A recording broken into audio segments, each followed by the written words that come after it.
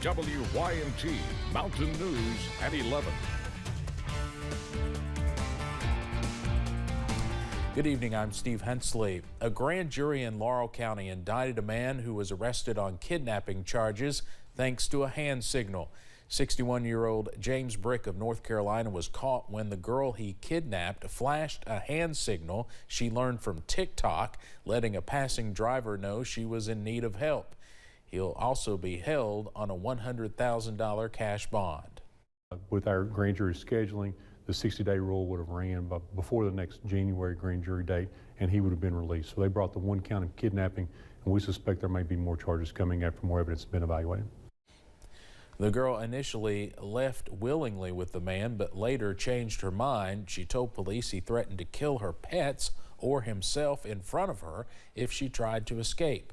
James Brick will be back in court January 19th when he could face additional charges. The Laurel County Sheriff's Office is asking for your help finding a missing man. 53-year-old Richard Clark was last seen off Ferriston Road on Thursday. Deputies say he's driving a blue Chevrolet pickup and may be headed to the Redbird area in Clay County.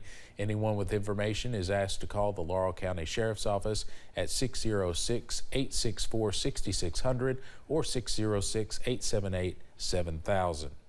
Firefighters in Logan, West Virginia are battling a large fire tonight at Beanie's Supreme Auto Detail along Charles Street. The Logan Fire Department asked for extra manpower, saying there are apartments connected to the top of the car wash that are also involved. There's no word yet about possible injuries.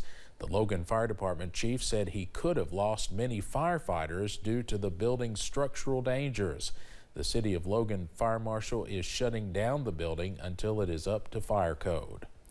Officials with the Kentucky Chamber of Commerce are preparing their legislative priorities ahead of the 2022 session. Topping the agenda will be a competitive tax overhaul package that leans on reducing the state income tax. They also hope to push for legislation addressing the workforce crisis, infrastructure investments, and reforming the criminal justice system. Tackling tax reform is a hard thing to do, but other states are doing hard things. And if we don't do this and we just sort of stand still and keep the status quo, what's going to happen is other states are going to outcompete us. Chamber officials say they will, as always, seek to promote some of Kentucky's signature industries like bourbon and horse racing. We are continuing to see a new increase in COVID-19 cases here in Kentucky. Today, the state reported 2,100 new cases. COVID-related deaths took a big jump today, up 212 for a total of 10,606. Now, the governor's office says many of those deaths were from a backlog that just cleared from last year. The positivity rate is up to 6.24%. The Floyd County Fiscal Court is working on a new project to honor area veterans. The Willard Kinzer Veteran Cemetery, named after a local businessman and World War II veteran, will be a new space to provide grave plots for veterans in Floyd County, with a mission to give them a place for their service to be remembered long after their death. A county-funded project that welcomes input from those it will serve. We will be accepting donations and help and input from our local veterans, and I certainly believe that they'll step up in a big way and make this, a showpiece. Officials hope to break ground on the cemetery located in Allen behind the Beaver Valley Golf Course by next fall. If interested in donating or providing input, you should contact the Floyd County Fiscal Court. Next week, many families will come together for a great meal on Thanksgiving. Some families roast a turkey, but some deep fry them. Officials with the Pikeville Fire Department say grease fires are an issue year-round, but especially during the holiday season. Officials with the fire department want to remind folks how to stay safe while preparing the turkey, including proper thawing and usage of deep fryers. People are going to be cooking the traditional turkey and dressing dinner on Thanksgiving. But the main thing that we want to make sure of while you're giving thanks is to make sure that you're safe as well and your family. Case also said another good idea is to keep a fire extinguisher somewhere in your home. This year's Thanksgiving for Kids event with Kentucky State Police took place today. Troopers with Post 13 came together at the Whitesburg Food City and delivered several turkeys to schools in their coverage area. Trooper Matt Gayhart helped coordinate the event. This event started about 6 years ago with Trooper Mike Caldwell. He seen a need that families were in need during this holiday season, and it started out as 50 turkeys in one county alone. And over those years, we've grown to over 300 turkeys through the whole post district.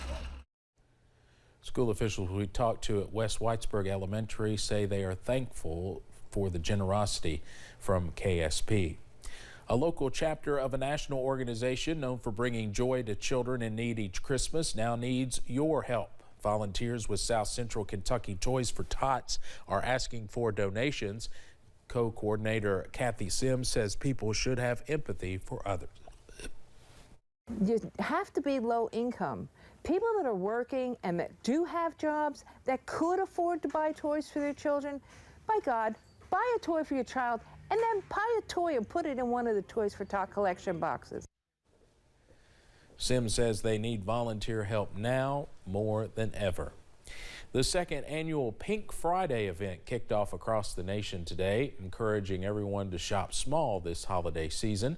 This movement was created by an online boutique group that thought small businesses should have the opportunity to offer deals before people shop at large businesses during Black Friday.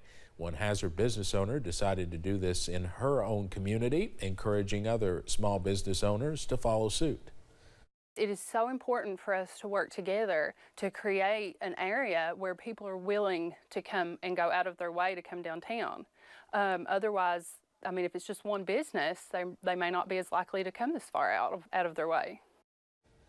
Perkins adds that she believes this movement will become an annual event in Hazard.